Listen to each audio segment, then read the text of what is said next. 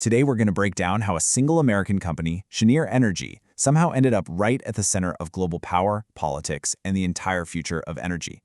This isn't just a story about natural gas. It's about how critical infrastructure becomes destiny, especially when the world gets a little crazy. And for this story, we have to set our clocks to a very specific and very recent point in time, March 2026. All right, so here's how we're going to tackle this. First, we'll start with a massive geopolitical flashpoint. Then we'll peel back the curtain on the business model, which is surprisingly, boring and stable. After that, we'll look at the huge global trends fueling all this, see what the company's building next, and then finally, we'll weigh the big question. What are the risks versus the rewards here?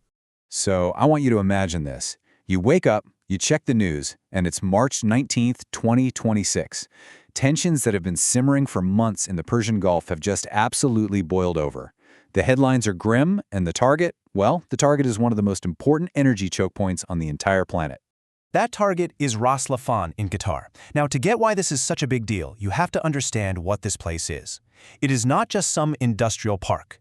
It is the single largest export hub for liquefied natural gas, that's LNG, in the world. Period. So with one single event, a massive chunk of the global gas supply is suddenly seriously at risk. And as this chaos sends shockwaves through the energy markets, something really weird happens. The stock of a company based way over in Texas, Cheniere Energy, doesn't crash. It explodes. It jumps over 8% in a single day. In the face of all this instability, investors are literally running towards it. And that, right there, that's the core question we're digging into. How on earth does an attack in the Persian Gulf lead to a massive financial windfall for a company on the U.S. Gulf Coast? The answer really pulls back the curtain on the hidden plumbing of the modern energy world. Look, in a crisis, the world doesn't just stop needing energy, right? It just starts looking for a safer, more reliable place to get it.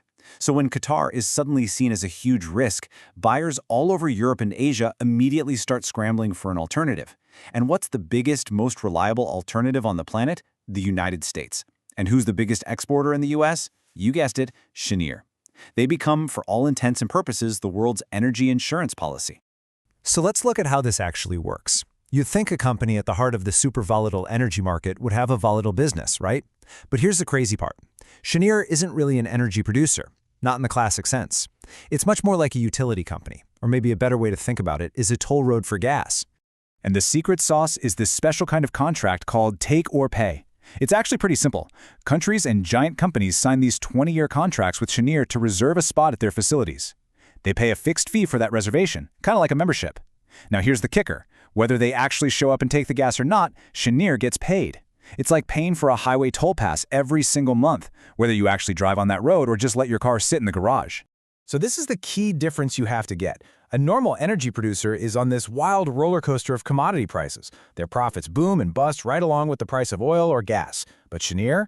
Nope. They just collect their fixed fee month after month. The risk of the gas price isn't on them, it's on their customer.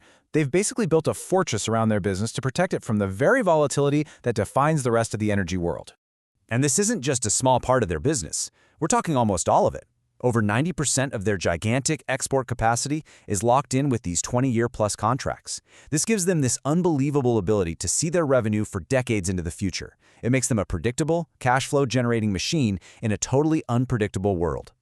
Okay, so having a great business model is one thing, but you also need people lining up to buy your product.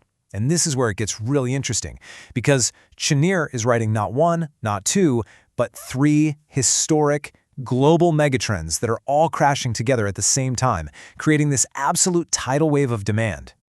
First, you've got Europe, which is on this multi-decade mission to get off Russian gas for good. Second, you have booming economies all across Asia that are electrifying everything, and they need a reliable fuel source to power all that growth.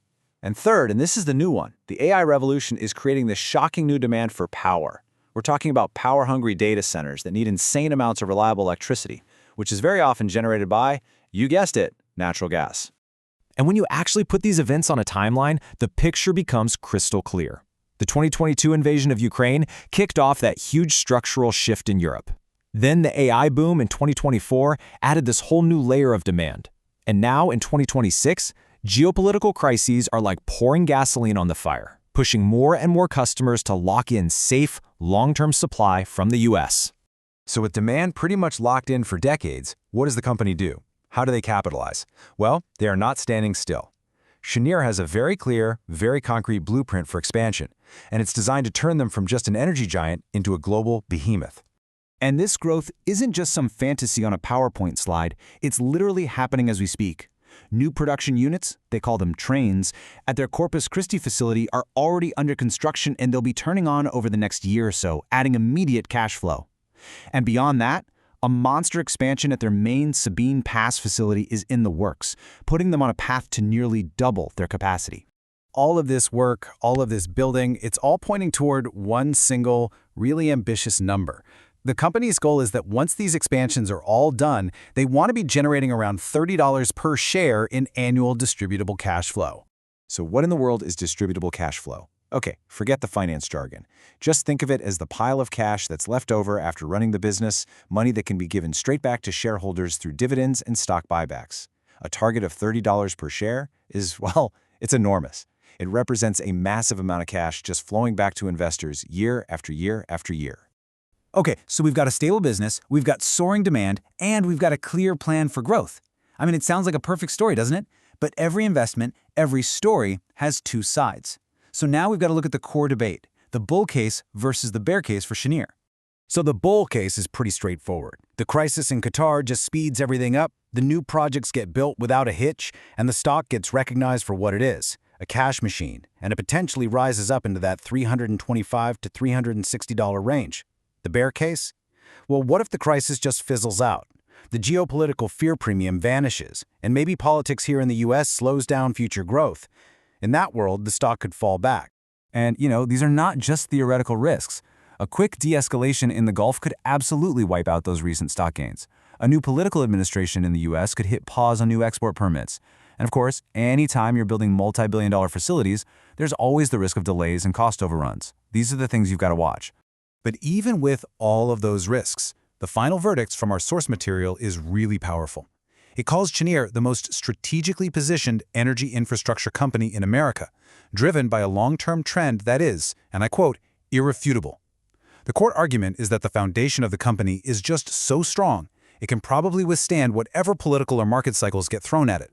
Which leaves us with one last big question to chew on. We've seen the rock-solid utility-like business model and these massive waves of demand pushing it forward. We've also seen how global chaos can be its best friend.